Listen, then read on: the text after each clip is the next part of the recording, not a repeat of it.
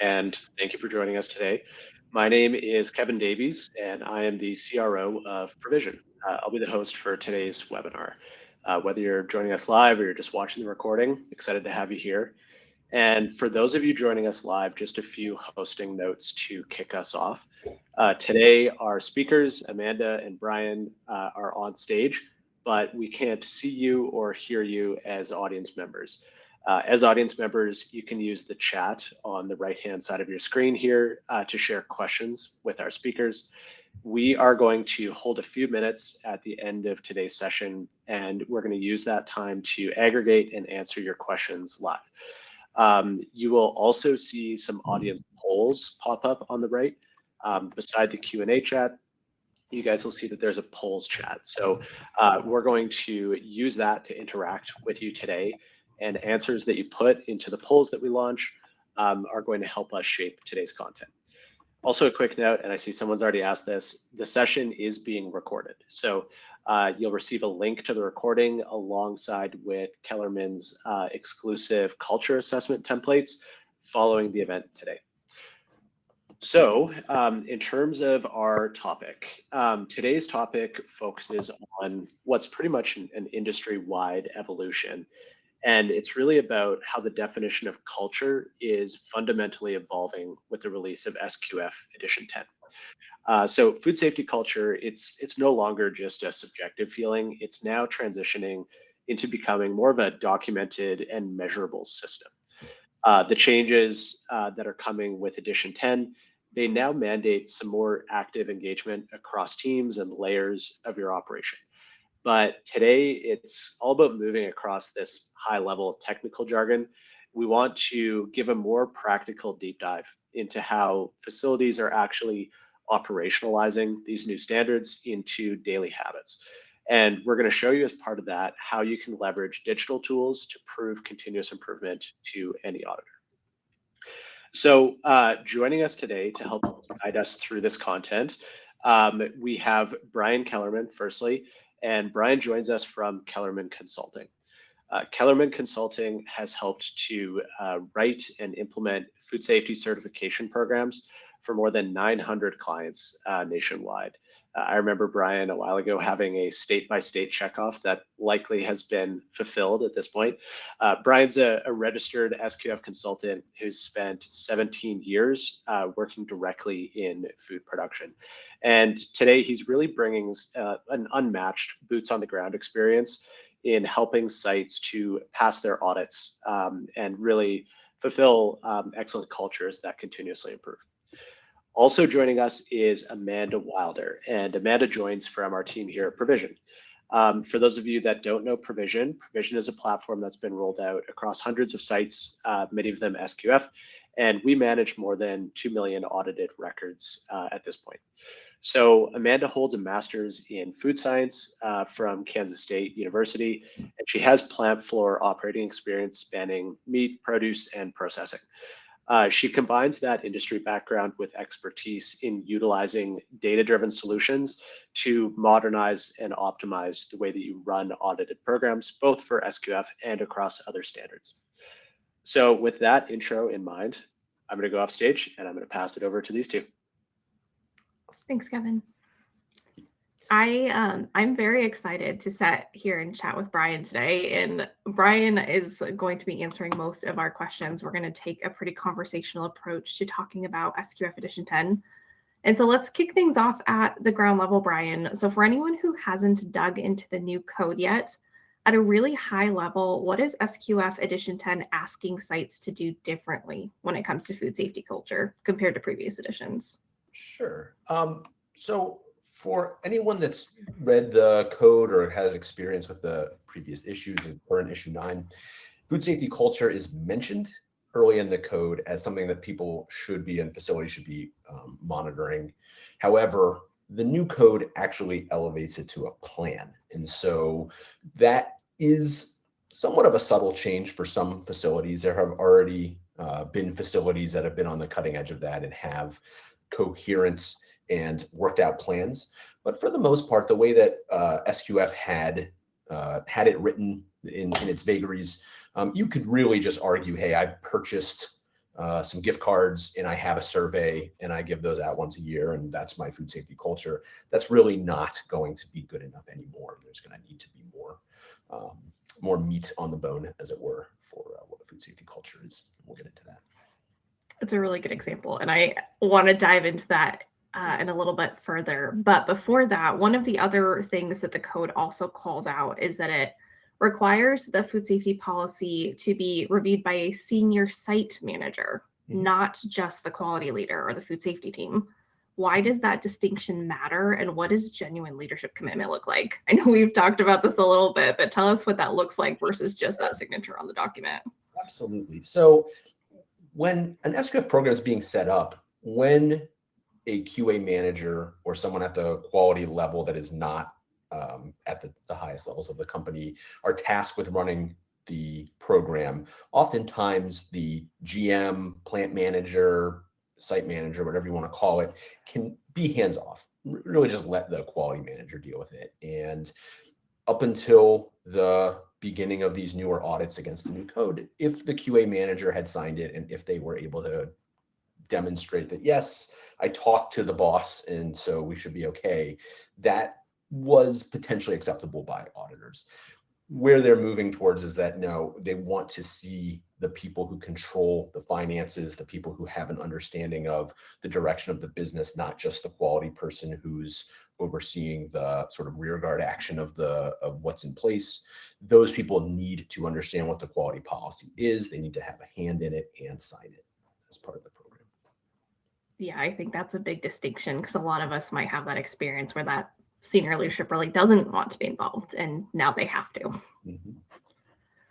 And so part of the section also puts accountability again on all personnel. So we're not just expanding up, but we're expanding out to understand their responsibilities, notify management if there's issues, and demonstrate that commitment. How realistic is that expectation? And what do sites typically get wrong when trying to escalate accountability? Well, and I think here I want to kind of expand a little more in my answer to get at some of what I think SQF is trying to get at, and some of the changes in our culture and food production, things like that. Food safety culture really is two different things, and it is a combination, when it's done correctly, of active involvement of ownership and leadership. And it is also something in which each individual in the company has to see themselves as part of it. And where there is poor food safety culture, and sadly that's a relatively common occurrence in factories, you have a combination of leadership that is either working against culture, do not feel that this important thing, or they think that they're just checking a box and this is dumb. That attitude absolutely passes on to the other people in the facility, especially when it's coming from QA, especially when it's coming from the general manager. Beyond that, if there is not a coherent strategy to really engage with workers in the facility on a regular basis, it doesn't matter what the attitude is of leadership. So if workers want to be engaged, and I can't tell you how frustrating it is to go to a facility and see workers who really do want to work hard, and they have management, supervisors, managers, leaders who just don't care, and those people will quickly move to a different company if they're not being given feedback. That's the saddest thing to see, where leadership is the source of problem. Conversely, it is really frustrating, but a little more heartening to see the leaders of an SQF program or any complicated program really want to do the right thing and want to instill a culture in a business, but where there are workers who are coming and going, where there's not a stable workforce, or where there are employees that have bad attitudes in positions that are influential, they can really undo any of those efforts, no matter how sophisticated they are. So when we're thinking about putting this food safety plan together, there really needs to be components. It needs to be layered so that leadership clearly has some things that they are aiming for, and that it also includes enough direct interactions with workers on a regular basis so that they understand what it means to care enough about food safety at the business to not be flippant and not be sort of rejecting or indifferent to the most important aspects of food safety, and that there's a real understanding at an individual level that like my performance is important to this company having an appropriate food safety system, especially for the SQF system. I really like what you said, and that it's really looking at those components. And that leads to my next question is thinking about developing that food safety culture assessment plan under that new requirement. Can you walk us through what a strong food safety culture assessment actually includes? Yes. And where do you see sites fail when they try to do this from scratch? Okay. Well, there's a couple of things there, and I think we'll try to break them down into pieces. Perfect. So as I referenced, even really, really good and compliant SQF programs up through Edition 9, we could put into place a food safety culture component to things. Maybe it was just a statement within other documents. Maybe it's a standalone document. But if we had an existing survey or some equivalent document that we pass out to the employees or let them answer a few questions, and maybe we had a employee of the month parking space or gift cards that we gave out, if those types of things were good enough to sort of present to an auditor, hey, we're doing this. We have identified what food safety culture is, and these are the ways we're fulfilling it. We want to move towards a much more scheduled and thought through series of actions throughout the year. Problem with surveys are fine, and they should still have a place within a food safety culture assessment. We're also going to talk about feedback and communication. I think that's a really big part of this, and there are some other things that can be done in addition to surveys. But the problem with surveys is you give one out, people are excited to fill it out. Perhaps you do uncover some folks that are upset, but then you go give a survey out 3 months later, and you're going to see people get burned out on surveys very, very fast. Yeah, because you don't communicate the results, right? Yeah, there's not just and all of us. I am a QA person who helps people make surveys, and if a hotel or airline sends me a survey, there's no way I'm going to fill that survey out. If there is problems with culture in experiencing a business, if I work for a business, people who are frustrated with the culture are not going to want to continually fill out surveys. It's just not, it becomes a source of aggravation.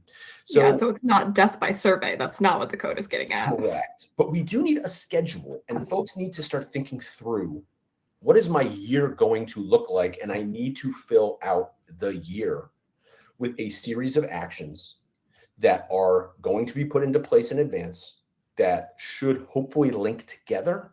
So for example, I may have a survey that I may want to send that out in the month of August, let's say, every year. If that's my SQF audit is in November, I want to get my surveys out in July or August or whatever. Fine, schedule that for a 30-day window.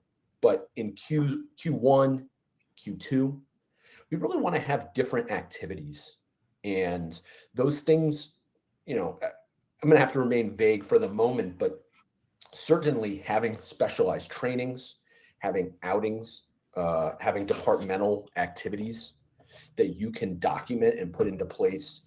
We can try to stay away from being cheesy and corny with the employees. It doesn't need to be uncomfortable for them. But if we have scheduled events, whether they are once a quarter, if we want to do them more frequently, like once a month, those are things that we can have in writing. We can have a calendar invite. We can have a write-up of what those things are. We can have sign-ins or at least pictures. You want to take a picture of your group with thumbs up. Those are evidence that we scheduled these things. We did them. We are doing them throughout the year. And we then need to align them with measured ways to evaluate whether those are customer complaints, non-conformances, issues that come up in GMP walkthroughs. Whatever we're trying to help people understand is most important in our business. If we have these scheduled activities throughout the year and we are linking those to assessments that those are creating a better environment for us to be working, and that is all wrapped up in internal auditing and management review, those are certainly going to be most important. I really like that you highlight that it's not just a survey. There's a lot of other pieces of information that are all indicative of culture that we can look at too. Robin, I didn't, believe it or not, yes, we did kind of like have questions in mind, but I didn't create any slides for this. I was trying to remain as unprogrammed as possible, but certainly there is going to be some handouts that I think that speak to some of these activities. One of the things that is going to be provided is a scorecard, and that is something that I do want to say, like, what I'm talking about with a schedule and having those activities, that is totally improvisational for each facility. We did create a template for a scorecard, which is from the measurement standpoints. If those events, once scheduled, you put them on the scorecard and you give yourself a scored amount for achieving those ends, you can demonstrate to an auditor, these are what we planned, we've scored out what a positive score if we've done things correctly, and this is the end measurement we have. So that's, I think, what we'll be able to provide in the immediate. Awesome. Brian, I'm glad that you addressed that question of Robin's, because that did answer one of the questions I was going to ask about, like, how do we actually gather information, and we'll show that scorecard later on. So that covers that. One of the other things I wanted to pick your brain on is communication. It's listed first in the clause. So we're talking about all these feedback mechanisms, but how do we ensure that we're communicating to our staff and that everyone's engaged? What are some effective communication strategies that you've seen sites use, whether that's multilingual sites or high turnover environments? We know every site's a little bit different, so there's no perfect solution. Yeah, communication is a pretty tricky aspect of a program to wrap our arms around. And I will say that SQF and GFSI as the higher sort of organizing principle above SQF, of which SQF is one of the codes, their attention to communication is a little less than you would find in something like ISO, which is completely focused on the ideas that communication is the bedrock of all of quality management systems. For food safety, there is a little more of a rigidity to, you're going to accomplish allergen management, supply chain controls. We have a HACCP plan with a hazard analysis, and communication is a part of those things, but is not elevated in the same way. Now that SQF has asked in writing in the code for that to be something that is centered on, what I would ask people to consider is that when communication happens in most facilities, it's informal and verbal. And those things cannot possibly be assessed in an audit. So this is where we struggle mightily. And if you're thinking about going into your next audit, if I tell an auditor, hey, I've got great food safety culture, every morning I go out and I talk to the employees and I tell them how great it is if they're going to perform. I tell them how to perform their job correctly. We talk about culture. If there's no written reference to that, the auditor is going to get frustrated very quickly. So when we think about what is the best communication, it is recorded information. And the most practical way to approach that, when I go into a facility and they have TV screens by workstations, and those TV screens have messages that are work instructions, display cultural aspects of the facility, have important information, things like staff lunches, things like that, that is absolutely something that an auditor can look at during the audit. They can review some of the source material there if it's like on a computer program and see when it was created. Now you're talking about getting really, really good credit. And no matter what the employment situation is in the factory, if we have monitors, if it's in the language of the people, the languages that are understood in the facility, that's really helpful. The other most important thing, secondarily to that, instructions on recorded sources of information. So if you're using an electronic software system like Provision, having instructions embedded into the activities, which I know the software has that function, that is something you can point to an auditor and say, hey, communication is done in writing on the monitoring document itself. Where folks are taking notepads or where people are typing into databases, but they're only typing in numbers and they're not linked to anything, that is poor communication. Yeah, those are some really great examples, Brian. What I am going to do now is I just launched a poll to the audience. We're going to shift gears a little bit and start talking about some examples of positive food safety culture. But we're curious to hear where you struggle with food safety culture in your operations. So you should see the poll. If you don't, let me know. But otherwise, while we shift gears, please give us your feedback. We're curious to see where you guys struggle. But this is shifting into, okay, so we've talked about setting up a plan. I think we could argue that everybody has a food safety culture, but is it positive? And SQF Edition 10 is specifically wanting to see that positive culture. That kind of can feel abstract. So Brian, what feedback do you have? Like, what concrete behaviors and indicators do you look for when you walk into a site? And like you mentioned, there's some things that we might do that are difficult to show to an auditor. So how do we translate those good behaviors into something that can be audited? Well, as I mentioned at the beginning here, there are two sources of issues where it comes to food safety culture. And I'd like to start with leadership. This is looking at the survey results here. As expected, that is pretty highly identified. Yeah. And there's a lot of people listening to this, and people that are going to be listening after the fact on the recording. And I want to state, and it's really important to me, for me, that everyone understands that it's part of the human condition for each of us. Every person listening here at some level wants deep down, whether we are willing to admit it in front of others or not, but we want to do whatever we want, and we don't want to be held accountable. I want to eat whatever I want. I want to drink whatever I want. I want to go out there and not have people demanding my time. And because that's something we all deal with, whether we're honest about it or not, in the workplace, unfortunately, we are in a power structure, and the people at top, some of them really get off on being the boss and not having to be held accountable. And even better than that is, in moments of frustration, to go out there and yell at other people for doing the stuff that I get away with, because no one gets to yell at me. And that's exciting, and we really like that in life. And that is unfortunately the death of culture in a business. And I don't want to make people feel bad in this conversation, but I do want to recognize, like, that's a real thing. And unfortunately, in many companies, people who want positions of authority because they don't want to be held accountable, that's an enticement to getting promotions and raises and things like that in companies. Where that happens, it is extremely difficult to build out a culture, because when the boss is, one, not holding themselves accountable within a culture, then that is the elimination of culture.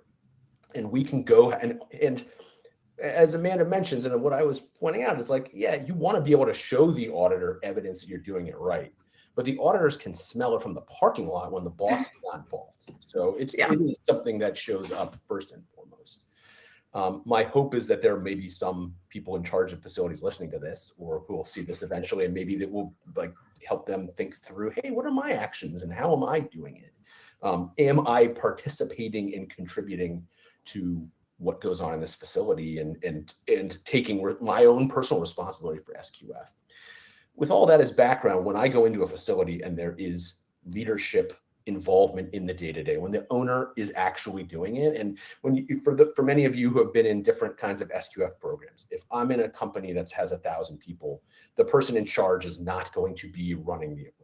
That's just not really feasible in large organizations. But when we work with small companies and mid-sized companies, many times the owner really is still the driver of activity. And when that shows up, if that person in charge, whether it's the plant manager or the owner, if they have a good attitude and are respectful to their employees and are deeply involved, food safety culture just comes right out, and it is there so much of the time.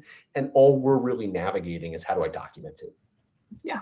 Where it is not there, if you have people in positions of authority who reject accountability, and for some of you, you may have been in SQF programs where the boss is clear. This is stupid. I hate SQF. This is dumb. Someone told me I have to do this because I can make more money. And so that is all I'm doing. So everybody in this room, figure out how to put this program into place so I don't have to do anything, and I don't want to hear anything about this. That Those kinds of dynamics really make it almost impossible to put a good culture, no matter how well organized or conceived it is, in place. Now, moving away from that sort of that difficult discussion, if we have the right conditions where leadership is really genuinely involved and they have a great attitude, you have to, at this point, from an SQF standpoint, leadership needs to go into the back. They need to go to the line, and they need to be interacting with employees. Even people who have the best intention for culture, I care, I want to, if you are not getting out of your chair and walking to the line and seeing what is going on it, probably it should maybe be, if it's not every day, then how about a couple days a week? It's crucial to go out there and communicate with your employees. And one thing I'll say is that SQF, as part of the updates for Edition 10, is trying desperately, and they've been doing this for a very long time, to get the auditors to do the audits differently. And they really want auditors to try to pick individual runs, and they want more interviews with people when they're conducting the audits, not just doing document review. And nothing is better than having an auditor go out of the floor and say, hey, when's the last time the supervisor came and talked to you? It's like, oh, that supervisor's here like multiple times a week. I get to talk to my supervisor all the time. I can ask them questions. That really is, it will show up in the documents. It'll show up in the records. It shows up in the data that's collected, but it is ultimately the easiest way to build this very positive culture. The last thing I'll say about it is the difference between assessing a culture and having a positive culture is targeted objectives, and that is part of the policy statement. It's the food safety objectives is embedded into the SQF system. Good objectives that are properly measured. When those are trended and you can show to an auditor, these are the things we're trying to make better in this facility. These are the genuine efforts we've made. You get to show them the failures, and you get to show them where you're trying, and maybe you had to make some adjustments, and you get to report those with confidence. But where you can show we were trying to shorten the amount of time it took us to clean the facility, and we retrained our employees, and we got new equipment, and we really researched the chemicals that were going to make this process better. Those things are how you present a positive culture in the facility. So they're very improvement based. Yeah, I think that how we deal with problems is a really good indication of culture. Are we punished, or are we actually working together to solve a problem? So because you've had such experience working with sites, do you have any examples of where you had a site that had maybe not the best culture and what they did to really turn that around and make it stick? Because I think that that might be something, especially based off of our survey results, that could be really helpful. Yeah, I can tell. I'm not going to say the names of the businesses. I'm not sure. Of course. I have had the best experiences I've had consistently are really businesses that had not subscribed to SQF or any kind of certification scheme, and the adopting of SQF at the beginning. What we saw was a radical change. I do have a specific client we worked with in the past. I can say they're in the pet food industry. It was a multi-site arrangement, and the people in charge of the leadership level really wanted to do a great job. And that was from the owner to the general manager, production manager, QA, the SQF practitioner, and QA manager, really all wanted so clearly to implement the proper culture. And over the course of implementation of the SQF program, to meet with them regularly and to discuss the activities that they were putting into place. Going into their facility, they had put up work instructions on the wall for both facilities. They had put into a place, and this was the only facility I've ever seen do this personally, but they had rotating crews of people who were responsible for cleaning the restrooms. They did not have a cleaning crew, and they made it everyone's responsibility to clean the restrooms. And it's not necessarily a practical way to approach it for every facility, but when I saw that, it was a light bulb moment of, man, this is a facility that is really going to the spirit of what is being asked for in the SQF program. Yeah, taking a real full team approach to all sanitation, not just on the floor. One thing I wanted to highlight before we shifted gears is you'd mentioned gift cards, employees of the month, and what the code does is explicitly call out rewarding food safety culture and food safety behavior, not just correcting the failures. So what suggestions do you have, or how do we build a recognition culture without it feeling forced or performative? Well, using the tools that we have in the SQF toolbox, right? So just focusing and thinking through just on like, what is SQF asking us to do? The internal audit, the management review, and the monthly check-ins. Those are the first line of documented events that we can use to really build positive culture. And so what we have to have in those events are trended measurements. And we need to identify where either we have negative actions that are happening, we have some kind of, we're losing steam on some of our initiatives, we're seeing an increase in customer complaints or non-conformances on the line. When those are identified and we have corrective actions that are in place that are timely addressing those things, that is as good as having gift cards, right? We certainly, I love it when facilities offer up positive gestures to employees. But where you're trending results of measured objectives and you are responding in kind. So I always tell folks, you know, when we work with companies and they tell us, I don't have any customer complaints or I don't have non-conformances, I am horrified. And I tell all of my clients, like when that comes up, like you're doing it wrong. Nobody is Nobody's perfect. Yeah, nobody wants to hear, I don't have the customer complaints. Nobody wants to see a blank non-conformance report because you are trying to present that we have no problems. What a positive culture would be is to say, hey, we want to see we do have non-conformances. We are actually monitoring them. These are the things we focus on. These are the categories we're checking as non-conformances consistently. And when we start to see increases in those where there is high staff turnover, things like that, and we're starting to see more adverse environmental monitoring results, we're seeing doors left open, tools are not being put back in the right place, that we identify those things as initiatives in the moment that we want to fix. We communicate properly, whether it be again on a TV screen, whether it be trainings. Hey, we need you to participate in putting these tools back into place. And where we see in the next evaluation a lessening of those bad things, a reduction of non-conformances, now we can have a pizza party. We can let people leave a few hours early as a special reward if that's feasible in operations. There are actions we can show, hey, you workers have done what we've asked you to do, and we need to show you in some way that this is really important to us. But if the trending is not there, if there are not timely meetings assessing those things, we're not going to be fulfilling a scheduled and documented food safety culture assessment throughout a year.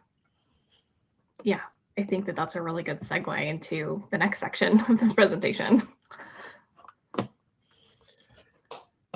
So I think it's my turn to ask a question here, which is going to be, what specifically about Provision software is in place to help do to some of these food safety cultural assessments, and in what ways is this technology really helpful in building and establishing a food safety culture? Yeah, thanks, Brian. I love that we had this collaboration today because, as we've talked about, and those of you who are on the call, Provision is a digital software tool. It is not going to fix your culture. We've established that people really fix culture, but having digital tools that allow you to better communicate with your teams, better deploy information to your teams, whether that's a survey, not that we want to do death by survey, but even just with our regular food safety programs, we think about those internal audits that we're capturing, all of those monthly inspections, even what we're doing on a day-to-day basis. If we don't have the ability to deliver that easily and extract that data, we can't really understand what we're doing as a business. So what Provision really allows clients to do is not only digitize and streamline this process, but easier communicate to your team, hey, what's going on, and give resources, just like Brian mentioned, give the ability to embed guidance, create customized alerts, change the language, because it's important that operators can understand what the information they're trying to capture, and then escalate things up the food chain as needed. It's a full team approach, but we absolutely need senior management to be involved, especially as we find issues, because we are going to find issues. We should find issues, but we want to make sure that they're dealt with accordingly and that we have some of those insights. And so I've got a question back to Brian. When we think about the types of analytics that we can start to leverage in a tool like Provision, we've got deviations, we can see issues, we can see employee-based trends. What types of insights do you see sites finding the most valuable once they actually have the ability to capture all of that data in place? Yeah, that's a great question. And having a digital tool to embed it in a quality program allows us to point our attention to specific outcomes. And it's great when there's color-coded things come up. It's great when there are messages and automatic notifications sent to folks. But the one thing that is missing from all of this software, and Provision happens to be one of the better versions of all of the software, the setting of the quality, the food safety objectives. That is a requirement in these programs. And the setting of objectives, when you look at a food safety policy, are oftentimes like, we're going to be the best and we're going to have 0 customer complaints or reduce them by 10%. That is not going to get the job done going forward for SQF programs. And what Provision and other software allows you to do is to pick specific areas that you want to collect data. So if we want to get a certain number of environmental swabs done, Provision software is going to allow you to document things like issues around environmental monitoring, issues around efficiency in action, number of adverse events that may come up, issues that have come up, and the ability for that software to help you trend and analyze that data really makes it so much easier when you're trying to go through audit to demonstrate a coherent measurement. When I'm, and I admittedly am not a technologically forward person. I'm pretty old fashioned in the way that I do things, but doing an Excel spreadsheet, I don't know how many folks have tried to put together Excel spreadsheets with graphs. And every time I do it, I have my old ones that I can kind of like push forward, but like when I have to make a new one, it's like a waking nightmare of like when I've been missing a test in my dreams, and it's like, oh my God, I got to go remember how to do one of these graphs in this. And this is where software, especially Provision, is so helpful. But setting those objectives and really thinking through as a company, like what are the 3 or 4 or 5 things that we want to get right on a weekly basis? Whether it's label checks, allergen swabs, line changeover, inspections, those things plugged into this software is super important. If you don't mind, Amanda, Gary has asked a question here, and I wanted to make sure I didn't let that fall by the wayside. Yeah, of course. And while you're answering Gary's question, I'm going to launch the next poll that can float while we're doing that. And we're just curious, how do you guys measure food safety culture today?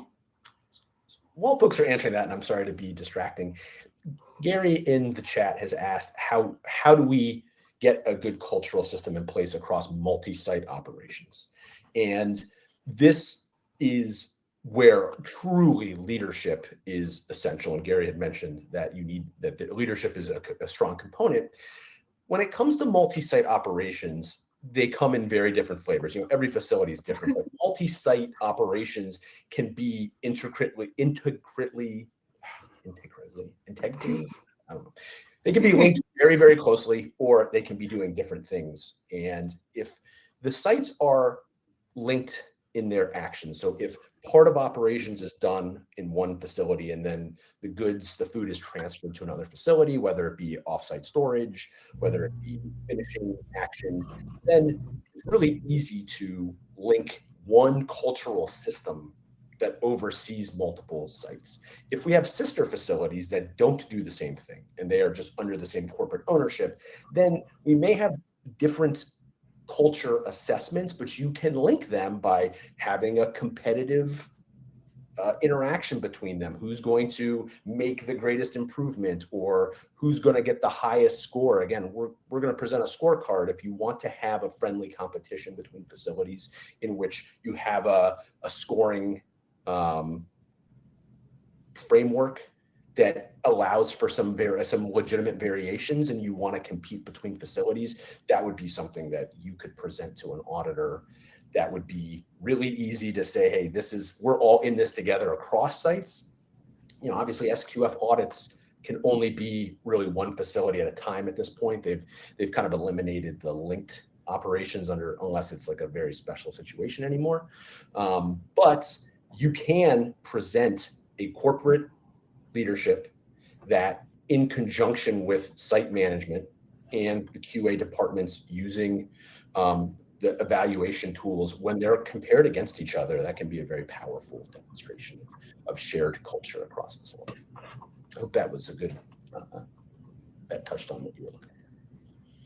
I really like that example, Brian, and I think that blends really nicely into talking about how we can help companies score things at Provision, because exactly to your points, we need some sort of metric. And what we've done at Provision is we know that culture comes down to a few things, but overall food safety program management, we want to understand, are we doing things on time?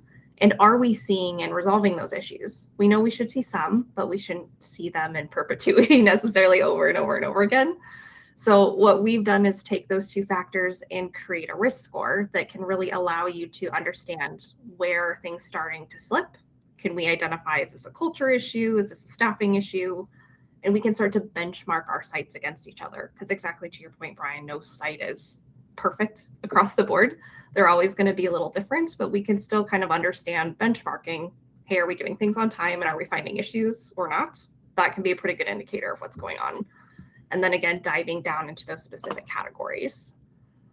What I will do is share my screen and kind of walk us through the platform for a few minutes, just to kind of highlight a few examples. We'll show the scorecard, and then we can move into any questions from there. But what I'll do now is I'll start out with this risk score. And you'll notice that my risk score is really quite bad in this example. And you'll see that the reason for that is, as a site and as an organization, we have a lot of overdue tasks. This is indicative that something is failing in our program. Our team is not getting things done. And we're also not solving any of our deviations. Those are pretty big issues. If we want to benchmark our sites side by side, we can see that we've got one pretty big problem child here that's heavily skewing things. But again, in a more normal situation, being able to see our sites across each other and understand, okay, are we seeing a lot of delinquent tasks in one place? Are we seeing a lot of issues in one place? That can really tell us if there's something going on. And then even being able to drill down by category. So in this case, we can see that we've got a lot of employee-related issues. Maybe those are GMPs. Maybe those are culture survey related. We're not really sure, but we can dive in from here.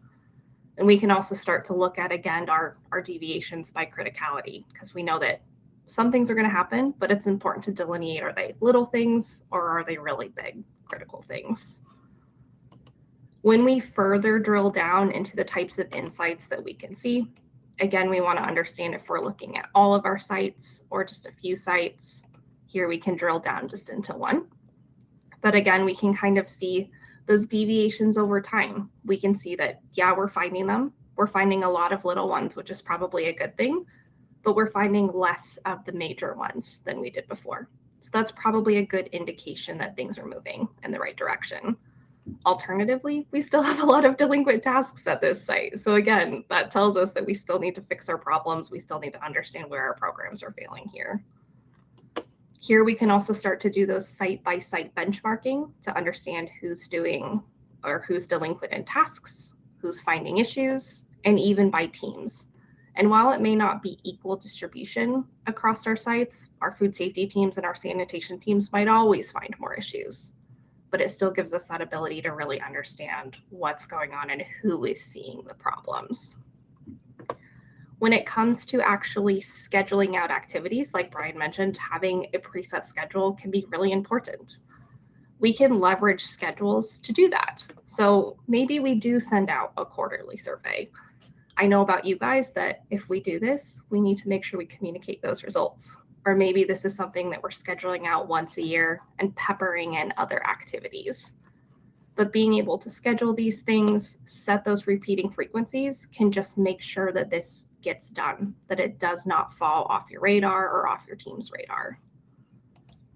When we schedule these tasks out, they automatically pop up on our task page.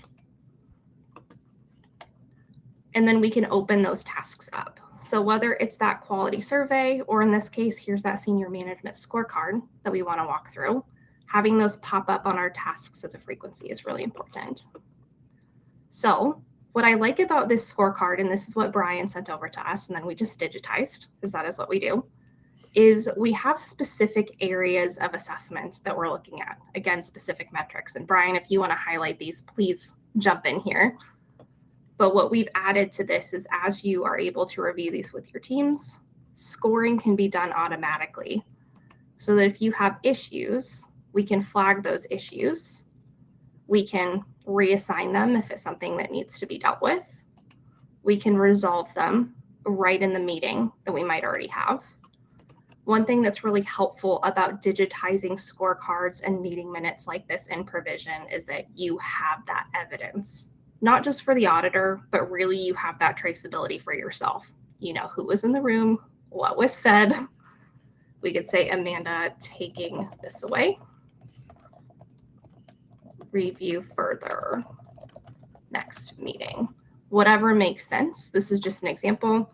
You can even attach additional feedback here. We can sign off on this. We can add corrective action dates. Again, we said that, hey, this is a resolved deviation, but we're going to work on it. Alternatively, we are really delinquent on overdue tasks. We just saw that. So we could probably say, hey, this is a failure here. This is unacceptable. And again, we can track that as an issue. Brian, is there anything else you'd like to add on the scorecard? Yeah, one thing to think about, and as Amanda is scrolling through it, one of the things I was thinking about as putting together a scorecard is the mix of positive things that we want to account for and negative outcomes. And yes, we can give ourselves points for a reduction of negative outcomes or an increase in positive outcomes. So as you're thinking through putting together some kind of basic evaluation, things that we want to score, things we want to be trending over the course of a year, having both good and bad. And one of the things that we actually put on here was regulatory events. yes. Now, a regulatory action could be a warning letter or a NR if you're an FSIS facility, or findings from the state or FDA if that's who regulates you, and that's bad. We could certainly, if we have those and we want to see a reduction of them, or if we have had 0 of them, that would be good. However, yeah. I also want to point out that if you get an inspection, and for those folks who have FSIS and they're there every day, there's not really much to think about as far as like the auditor's there every day. But for those of us who have state or FDA inspections, the fact that the FDA showed up and completed an inspection is a really good thing, and we can give ourselves a bunch of points for having gotten through one of those inspections, especially if there's no findings. That's a celebratory act, and scoring that as a positive and giving yourself 5 or 10 points or whatever for having had an inspection is itself a really good thing.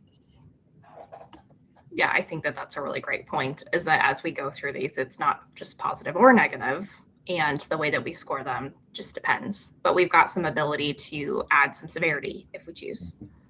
One other thing that I wanted to reference here is just like in all forms with Provision, we can reference policies, procedures, or the food safety assessment plan, just like we've done in documentation. So here's a really great example that Brian has provided. I believe we're providing this afterwards as well. But this just outlines what you might want to assess. And notice there's some highlights because this is going to vary depending on your facility.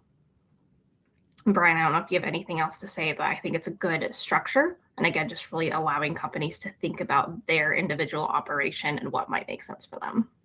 Yeah, having a plan requires some kind of procedure. I do want to point out SQF has added one other critical change in their program, which is change management. And in the change management clause, it actually says you need a procedure. In the food safety culture, it doesn't say procedure, it says plan. And a plan is not just an SOP. So when you think about the difference there, which is critical, change management requires, hey, I just need steps 1 through 10 on how change is going to be assessed. When I think about a plan here, we do have a policy and procedure. So those need to be catered to your facility. They should have step-by-step instructions. But that also then goes along with, again, schedules and activities. Yeah, really good call out. So that wraps up the demo portion. Hopefully it gave you a high level overview of what some of these culture surveys can look like in a digitized format, and how being able to deploy it, score it, and leverage results automatically really helps feed into how you might adhere to food safety culture updates. Awesome. Well, thanks, Amanda. Thanks, Brian. I'm going to draw everyone's attention back to the chat on the right.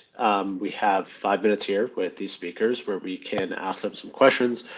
We have a private chat going, so feel free to load that up with any of the questions you have, and we can use this opportunity with the speakers. So I have a couple private ones that have come in. I also have people texting me. Thanks, Michelle. So Brian, first one I'll point to you. For a facility that is transitioning from a very basic or checkbox style culture plan to meeting these new edition 10 requirements, what's the very first piece of, say, low-hanging fruit they should start with just to kind of get things rolling, get some immediate progress? Well, the first thing to do is to get the leadership in a meeting that is a cultural meeting. And then the first step in that agenda is, when are the next cultural meetings going to take place throughout the year? That should be put on a schedule. Very first thing. Once that is in place, then we can start to fill out the specifics of what is going to happen between this meeting and the next cultural meeting, and what are the documents that we're going to put into place, or if we're using software, how are we going to adjust our software so that the next meeting is not a waste of time. Perfect. Okay. And Amanda, there's another here that I'll point to you. So we took a look at the risk scoring there. How are companies operationalizing that across teams, and how is this hitting kind of meetings and cultural impact? Yeah, that's a really great question. And so the risk score, what's nice about that is that a score it doesn't have feelings, it's a number. And so it's really easy for our teams to be able to see, okay, objectively, how are we doing? Did we increase by a few points? Did we decrease by a few points? We can really leverage this on a line by line level. It just depends on the data that's going into it. Collectively, we want to look at everything and then be able to leverage down to our teams to say, okay, this site at this team is really struggling, and then we can dig into why. That makes sense. And definitely something that we're seeing across, the minute level, like shift changes, as well as kind of up in the macro level, board meetings, monthly leadership engagement, that kind of thing. Brian, the next one I'll point to you. With food safety culture being subjective historically, even as we start to see these measurements come into play, have you ever had to help a client whose auditor might disagree with the site's culture metrics or self-assessment results, and how would you approach that? Yeah, I mean, that's generally, and I think the poll results show that there's quite a few people that are not really measuring food safety culture, and that is where auditors have been pushing people traditionally anyways. But again, the setting of quality of food safety objectives is really something that auditors, that's where the subjectivity is very much going to come into play. If in the new SQF code, they've made these core requirements. So the scoring dynamic is changing, and they are going to hit people a little harder if there are findings against core clauses. And all of the senior management, the management responsibility is a core requirement. So auditors are now empowered to really, if they do not see that there has been a coherent effort being made, they can give you that -7, I think.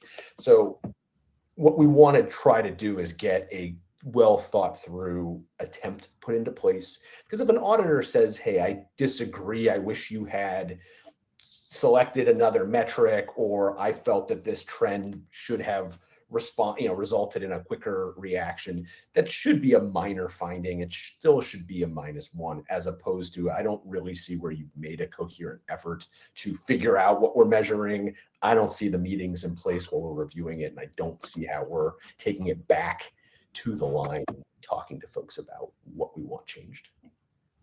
Okay, that makes sense. And I guess carrying on with the theme of that, what would you say is the most common finding that auditors will flag under the new cultural clauses?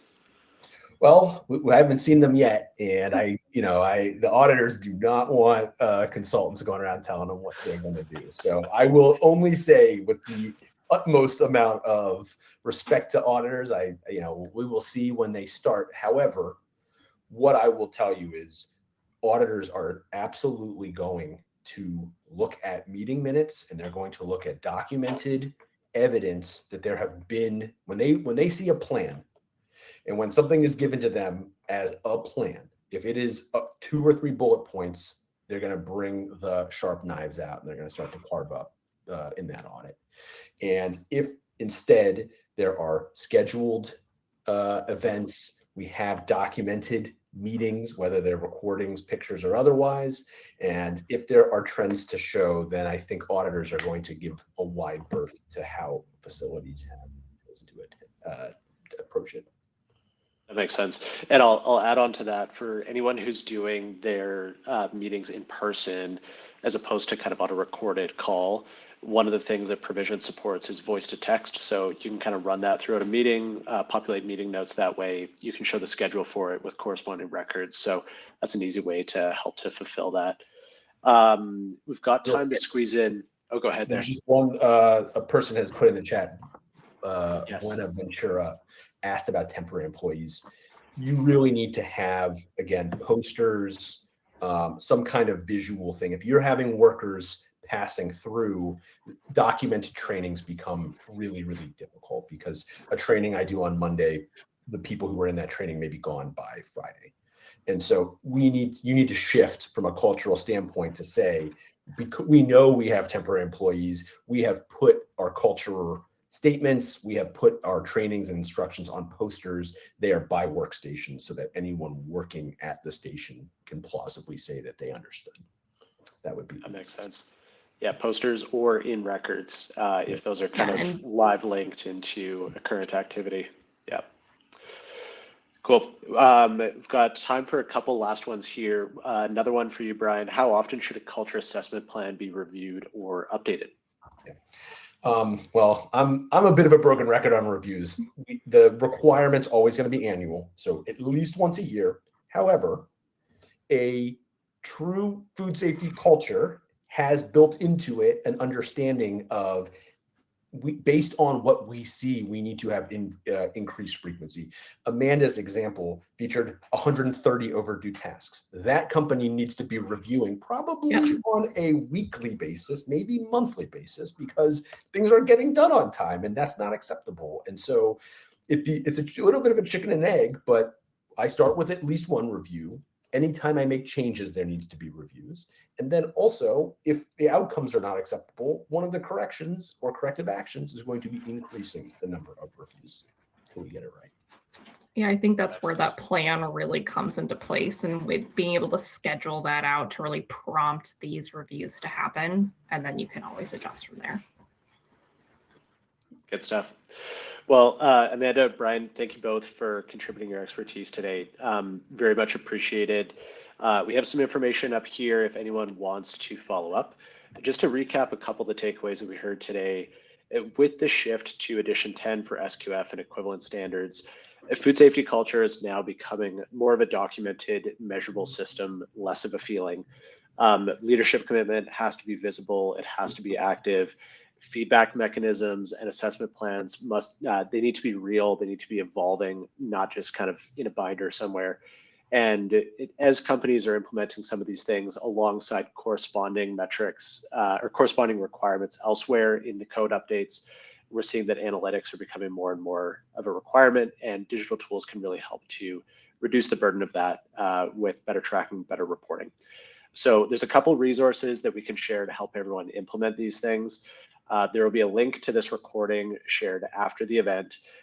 There's a link that will pop up shortly here where people are able to kind of book a live review of some of the digital solutions that enable this.